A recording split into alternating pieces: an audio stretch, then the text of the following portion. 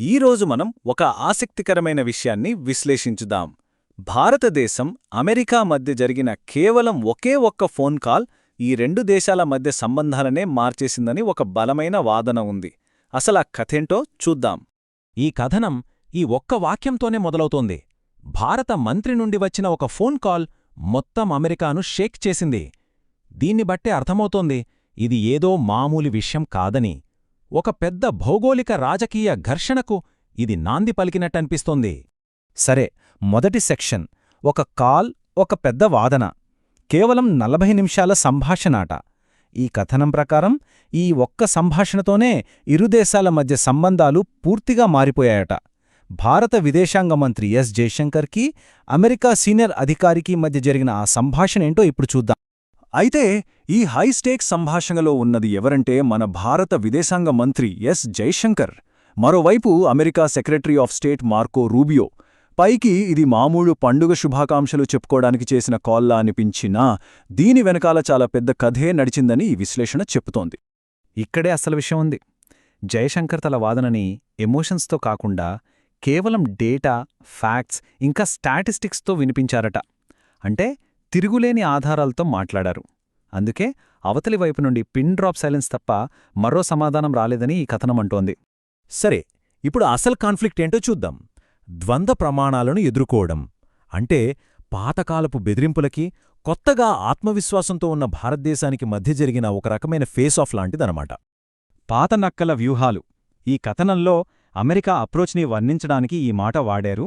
మరీ ముఖ్యంగా మాజీ అధ్యక్షుడు డొనాల్డ్ ట్రంప్ తీసుకున్న చర్యలను ఇది సూచిస్తోందన్నమాట. ఇది చూడండి ఎంత క్లియర్గా ఉందో ఈ ద్వంద్వ వైఖరి.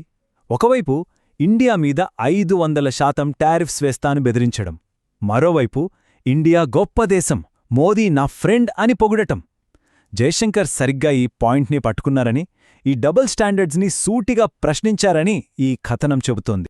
సో ఇండియా మెసేజ్ చాలా క్లియర్ అండ్ లౌడ్. మాకు అమెరికా అవసరం లేదు.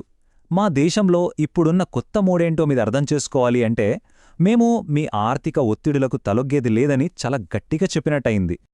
ఓకే, నెక్స్ట్ సెక్షన్ అమెరికాకు ఆర్థిక ప్రమాదం. ఇది చాలా interesting point.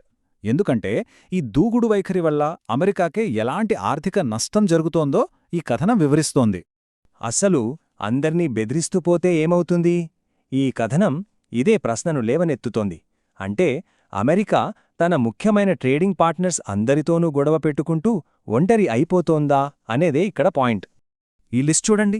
India, China, Canada, Mexico, Brazil ఇవన్నీ అమెరికా తన పాలసీల వల్ల దూరం చేసుకున్న దేశాలని ఈ కథనం చెప్తోంది. ఇవన్నీ మేజర్ ఎకానమీస్. అంటే దీని ప్రభావం గట్టిగానే ఉంటుంది. ఫలితమేంటి? సామాన్య అమెరికన్లపై నేరుగా ప్రభావం పడింది. షాపుల్లో షెల్ఫులన్నీ ఖాళీ అయిపోయాయి, ధరలేమో ఆకాశాన్నంటాయి. పరిస్థితి ఎంతదాకా వెళ్ళిందంటే అమెరికన్ వ్యాపారులే రిలీఫ్ కోసం వాళ్ల సుప్రీంకోర్టుని ఆశ్రయించాల్సి వచ్చిందట. ఈ కథనం అప్పటి అడ్మినిస్ట్రేషన్ మైండ్ సెట్ని వర్ణించడానికి ఒక ఆసక్తికరమైన పదం వాడింది, అన్టచబుల్స్ మైండ్ సెట్. అంటే ఒక మాఫియా డాన్లాగా చట్టం తమకేమీ చెయ్యలేదనే ధీమాతో ఉన్నారని, కాని తమ బలాన్ని తప్పుగా అంచనా వేశారని ఇక్కడ వాదన. సరే, మరి ఇండియా ఏం చేస్తోంది?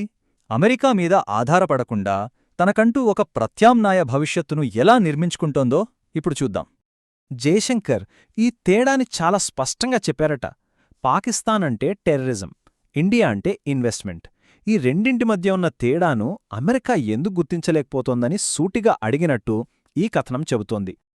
ఆ వాదనకు బలం చేకూర్చేలా ఈ నెంబర్స్ చూడండి.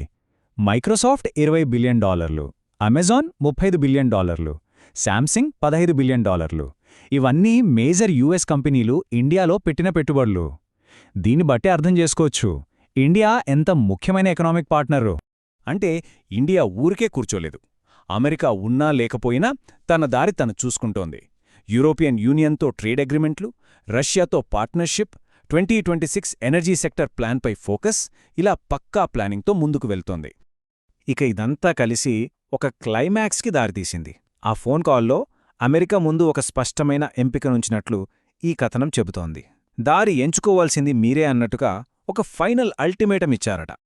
పతనం నుండి బయటపడి ఈ సంబంధాన్ని నిలబెట్టుకోవాలంటే అమెరికా ఏం చేయాలో కూడా కొన్ని సూచనలు ఇచ్చారట. 1. మీ చట్టసభ సభ్యుల మాట వినండి. 2.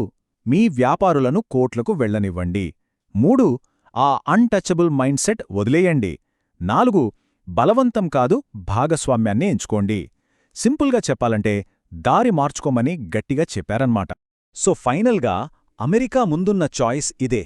ఈ కొత్త ప్రపంచంలో, అంటే ఈ మల్టీపోలార్ వరల్డ్లో అందరితో కలిసి నడుస్తారా, లేదంటే మీ పాత పద్ధతులతోనే ఉండిపోయి అప్రస్తుతంగా మారిపోతారా? ఎందుకంటే ప్రపంచం మారింది, పాత రూల్స్ ఇక చెల్లవు. చివరిగా ఈ కథనం మన ముందు ఒక పెద్ద ప్రశ్నను ఉంచుతోంది. అమెరికా భాగస్వామ్యాన్ని ఎంచుకుని ముందుకు వెళ్తోందా, లేక తన పాతకాలపు విధానాలకే కట్టుబడి పతనమవుతుందా? ఇది నిజంగా ఆలోచించాల్సిన విషయమే.